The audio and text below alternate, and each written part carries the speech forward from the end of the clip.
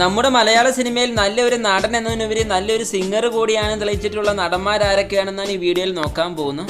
മലയാള സിനിമയിലെ നല്ല ഗായകന്മാരായിട്ടുള്ള നടന്മാരെ കുറിച്ച് പറയുമ്പോൾ നമ്മുടെ മനസ്സിലേക്ക് ആദ്യം കടന്നു വരുന്നത് മണിച്ചേട്ടനായിരിക്കും.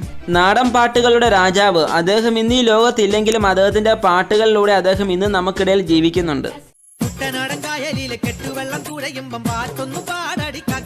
ഈ ലിസ്റ്റിൽ 2ാം സ്ഥാനത്തുള്ളത് ദുൽഖർ സൽമാനാണ്.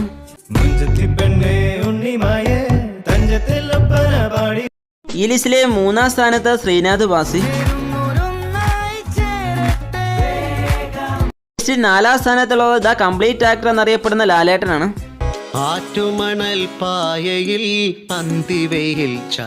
ഈ ലിസ്റ്റിൽ 5ാമതുള്ളത് വിനീത് ശ്രീനിവാസനാണ്.